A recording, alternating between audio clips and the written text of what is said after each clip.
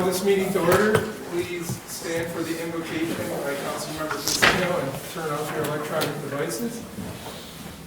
Please join me in the Lord's Prayer. Our Father, who art in heaven, hallowed be thy name. Thy kingdom come, thy will be done on earth as it is in heaven. Give us this day our daily bread.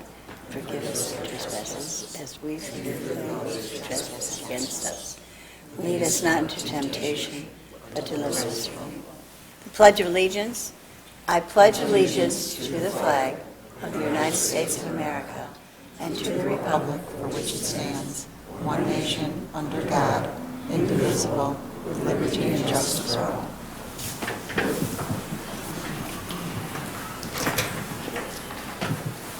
Okay, today we're going to start with the special conference meeting. So the Police High Visibility Crackdown Grant. Thank you, Council President. You have before you a grant in the amount of $5,000 for what was previously called the Crackdown Grant, and I'll let the police chief explain what those funds are used for. Yeah, so thank you, Council President, members of council.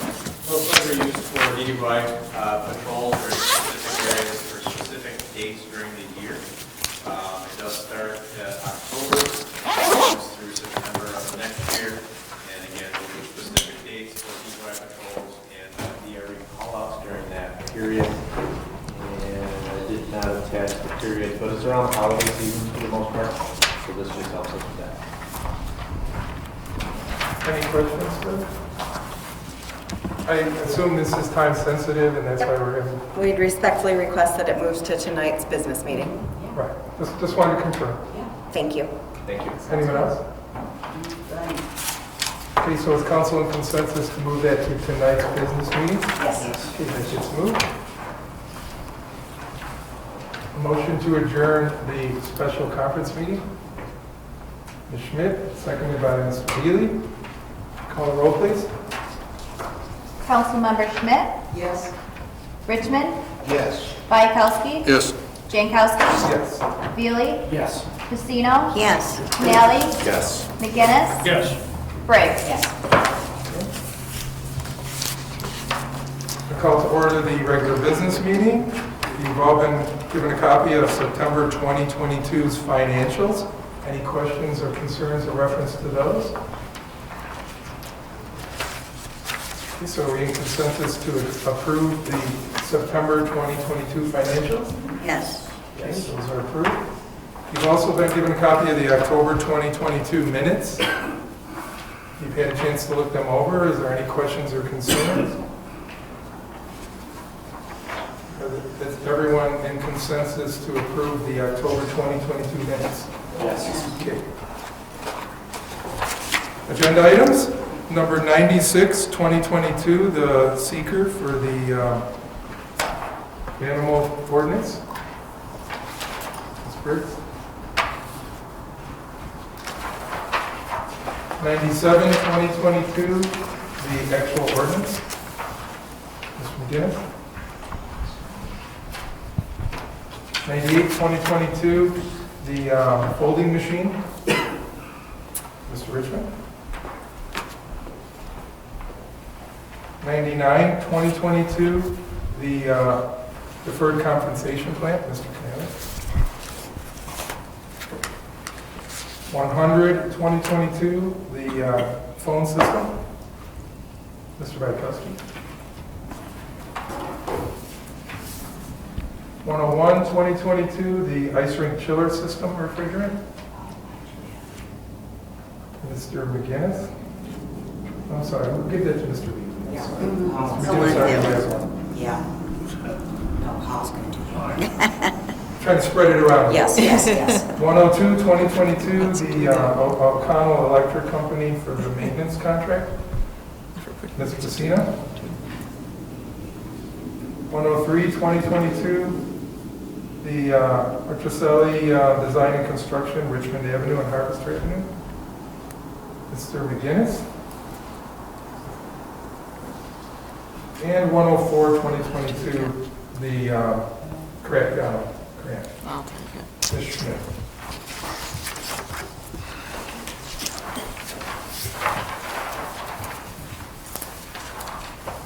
Communications? Just one, the Ever Present Church is looking to hold a Christmas event on Saturday, December 3rd.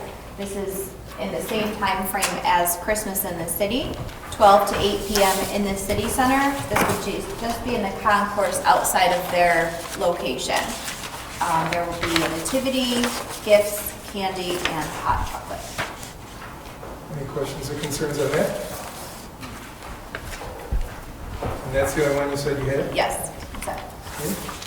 Okay. Next city council meeting will be held Monday, November 28th, 7 p.m. at the City Hall Council Boardroom, second floor, City Center.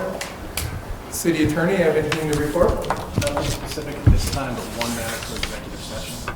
Okay. Any questions for the City Attorney? City Manager's report? Yes, thank you, Council President. Before you, you have drawings of the new city center entrances. We have been working with Hunt Engineers for the better part of the last 6 months on redesigning the silos. It was part of the $1 million DRI project, so we wanted to show you the concepts that we've come up with through Hunt Engineers. The one with brick on the facade would be the front entrance to match the existing brick storefront near Holly's Insurance Agency would be that door. The rendering, what's that? LeBeau. This one. What's that one? What do you call that one? Sunny's. The Sunny's entrance. Basically, you're seeing a design still with the vestibule, but a very welcoming entrance into the space. So we're very excited with this design. And then a similar design will also be on the LeBeau side entrance, just with a little more greenery and a bench. So we have worked with Hunt Engineers and their lead engineer, Michael Trapanowski, to put these designs out. The mall merchants have reviewed them at a meeting about a week and a half ago and were very receptive. They thought they looked great. So we will be moving forward to bring the project out to bid. There will be some alternates of flooring because right now we believe that the entire $1 million will be dedicated just to redoing the silos at this point with construction costs. But we want to put in some other alternates in the project, such as flooring and painting. The existing mall maintenance crew has been taking down ceiling tiles, and we're looking to see if we can repaint those ceilings similar to what we did here at City Hall. So just multiple different ways to spruce up City Center. We also have invited in any vendors that would like to participate in a Saturday morning indoor market from now until Christmas. And we've had 8 different vendors, including Max Pie's Furniture, who will be there 2 different Saturdays in December, coming into the mall and participating in this indoor market. We considered it a beta test, where we're just testing to see if we can get customers in and if there's people interested in selling at the market. So trying to take all of the concepts and theories that have been talked about at City Center for many, many years and put them into practice. Eric, do you have anything else to add? I'll just speak about, first the project. One of the other things that we recognized, Tammy Hathaway, our BDC director, and myself went to the year-end meeting with the farmers market merchants last Thursday night. And one of the things they wanted to see was the ability to move their box trucks into the mall for things like the indoor market.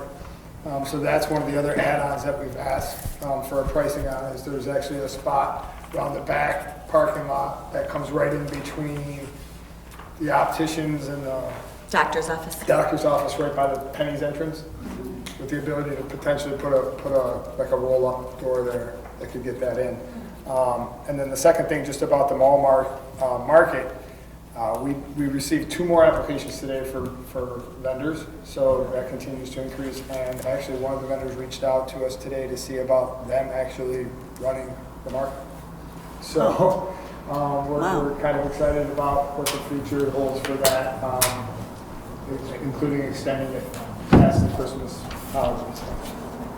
Keep you posted on that. Any questions on that? I just have 2 other short things. I'd like to introduce the new fire chief, Josh Graham, who's with us this evening. It's his first council meeting. He's 2 weeks into the job. He says he absolutely loves it and doesn't want to be anyplace else but the city of Batavia. Welcome, Josh. Thank you for being with us. And Scott Allen. He is the superintendent of the Bureau of Maintenance. He doesn't typically get to come to the council meeting, so he was able to join us tonight, and you'll be seeing him again at budget time. So Scott, thanks for joining us tonight. All your snow questions, go to this guy. Thank you. Any questions? Yeah, I have a question. Rachel, is this accurate that it depicts these roofs not having a roof, they're just more like an arbor, like on page 3? Sure, so there will be roofs over the vestibule, and those would be kind of decorative arbor type. I guess it'd be a facade roof, I'm not really sure the technical design term. Yeah, it's like an arbor. The one on Sunny's entrance does have an actual roof built into the top of the arbor, so when you do walk out of the entrance, you're not walking right out into the elements, because that's also a bus stop. So you give folks the opportunity to kind of stay out of the weather if need be, but yet not be in the actual wall itself. And I believe the other one with the arbor is meant to grow greenery or vines in the top of it, so it'll be a kind of a more welcoming entrance than we have now. We've all been in the silos. We all know what they look like. And we hope this will be a major improvement and also a welcoming improvement, and not, it was kind of neat because we didn't feel like every entrance had to be the same. We thought that they could each have a little bit of their own style and characteristic. And the other thing, if you start tearing out the ceiling, you really might want to put in some ceiling fans, because there's a lot of wasted heat up there that really needs to be down at ground level. Yeah, we It's a actually... common problem with a lot of buildings. Yeah, we felt that even with the panels up, the heat was getting trapped inside, so it's not a bad suggestion. Probably. Thank you. Rachel, just to make sure I got this right, not only is that arbor facade, but that's actually not the real entranceway. The actual entranceway, you're going to walk through the doors, and then there'll be another set of doors on the inside. Correct. So if someone was waiting for a bus, they can wait in that glass enclosed Correct. area, and it would be a warm intermediate area. They're not really in the mall, they're not really outside, they're in the entranceway. So the arbor doesn't really need to have a roof on it, because there is like a walkway or an entranceway with 2 separate doors. So there is a closed off area in there that's kind of separate, right? Correct. Yep, Okay. like a vestibule or an airlock A type. vestibule, that's where I'm looking. Yep. Yeah, so it's not, so it's more decorative and inviting, and the actual entranceway will be no skylight. It'll be more in the mall, it'll be protected by the mall roof, and there shouldn't be any mold or leaky problems in the future in there, correct? That's the goal. And also, from an engineering standpoint, you don't have to worry about ice falling off. You know, like some of the roofs we've seen, Sure. that the ice coming off with the spring thaws is a Right. killer. Yep. Committee reports? Of course there are. Go ahead. Christmas in the City is Saturday, December 3rd, from 1 to 5 in the mall. It will be Santa's Village with, of course, Santa, so that will be a big draw for families. But from 2 to 6 on Main Street, there are buggy rides and there are carolers, and the stores will have specials, and Go Art will be open with a special thing that I understand has the Grinch.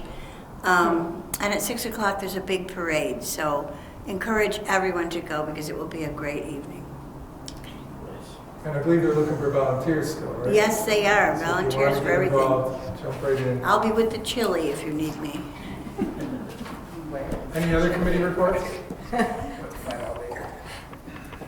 Public comments? Each speaker should have signed up in advance with the city clerk. Please use the podium. Please state your name and address before beginning your statement. Each speaker will be limited to 5 minutes. Please address your comments to the chair. Council will not engage in debate with the speaker. First bell means you have 30 seconds left. Second bell means the time is ended. Todd Barwer.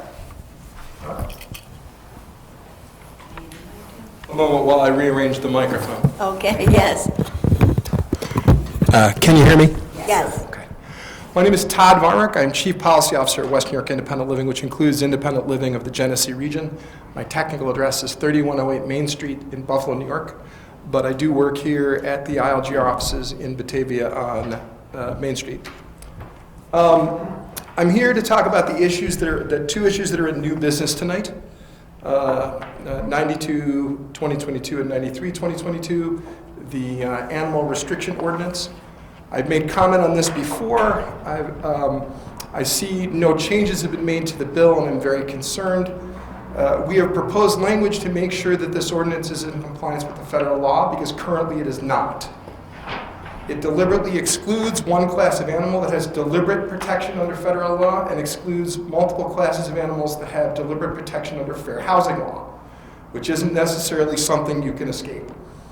So I want to make to implore you one last time to fix this error before you pass the law and someone makes it my responsibility or the independent living's responsibility to go on a consumer's behalf against the city.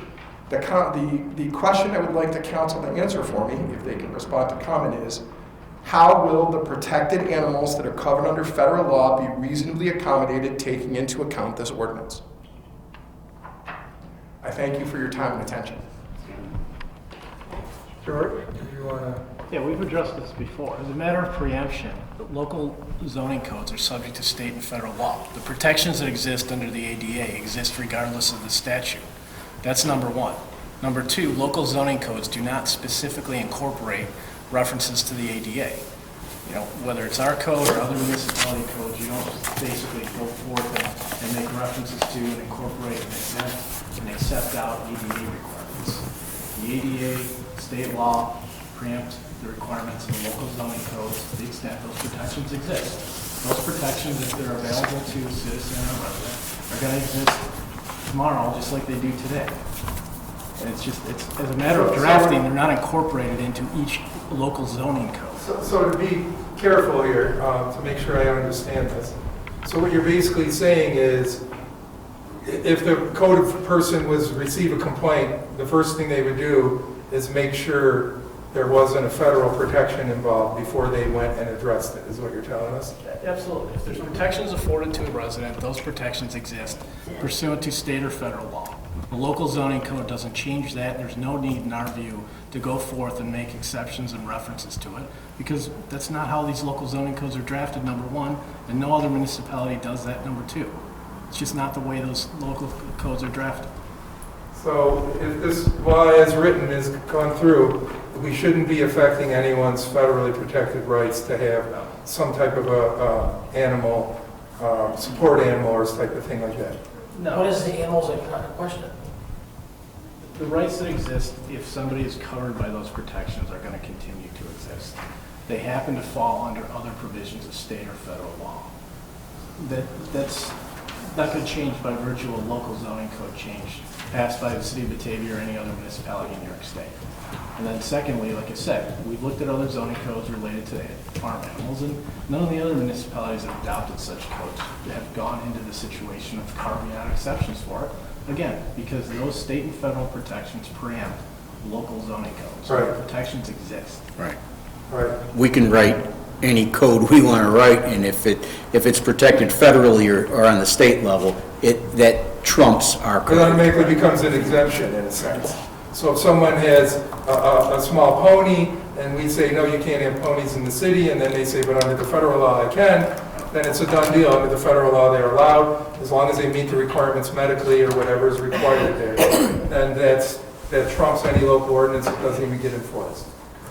That's the way I understood it. To provide clarification, Go ahead. could the council answer for me? I'll wait a moment because I know the camera's coming around. How a particular protected individual would be able to activate that protection when the ordinance is used against them? I guess if they had to go to court, they would argue, I mean, if it got to that point, which I doubt it would, it's not even going to go there. I don't think this is the type of discussion to have at this point in time. If an advocate wants to make a case of it, act out on behalf of a particular aggrieved person who may have a compliance issue. But at this point, to get into speculation before this body, I think is not the appropriate place or time to do that type of discussion, with all due respect. So someone would have to be aggrieved before this even goes anywhere, and as long as our code is understanding the federal law and the code, it shouldn't even get to that point, is what you're telling me. Correct. Anyone else have any questions? No, as long as they're protected. Okay, any other speakers? Okay. Any other council response to the public comment? Unfinished business? I don't think we have any. Okay, resolution 96, 2022, Ms. Briggs? Thank you, Council President. I move a resolution establishing the City of Batavia as lead agency under the State Environmental Quality Review Act, (SEQR), for an amendment to the Batavia Municipal Code and action to amend Chapter 190 entitled Zoning to restrict animals and fowl and determining significance under SEQR. Seconded by Mr. Beal. Questions or concerns? Call the roll, please. Councilmember Briggs? Yes. Schmidt? Yes. Richmond? Yes. Bykowski? Yes. Jankowski? Yes. Feely? Yes. Pacino? Yes. Canali? Yes. McGinnis? Yes. Resolution 97, 2022, Mr. McGinnis, please. Thank you, Council President. I move a resolution to adopt an ordinance, excuse me, amending Chapter 190 entitled Zoning of the City of Batavia Code, Municipal Code. Seconded by Ms. Briggs. Questions or concerns? Call the roll. Councilmember McGinnis? Yes. Briggs? Yes. Schmidt? Yes. Richmond? Yes. Bykowski? No. Jankowski? Yes. Feely? Yes. Pacino? Yes. Canali? I'm recusing myself because of the situation involving my neighbors, so I would like to recuse myself. Okay. Resolution 98, 2022. Mr. Richmond, please. Thank you, Council President. I move a resolution to use administrative reserves for the purchase of a Pitney folding machine and amend the 22-23 budget. Seconded by Schmidt. Questions or concerns? Okay, call the roll, please. Councilmember Richmond? Yes. Bykowski? Yes. Jankowski? Yes. Feely? Yes. Pacino? Yes. Canali? Yes. McGinnis? Yes. Briggs? Yes. Schmidt? Yes. Resolution 99, 2022. Mr. Canali, please. Thank you, Council President. I move a resolution authorizing appointment of administrative, financial, and trust services for the Employee Deferred Compensation Plan. Seconded by Mr. Richmond. Questions or concerns?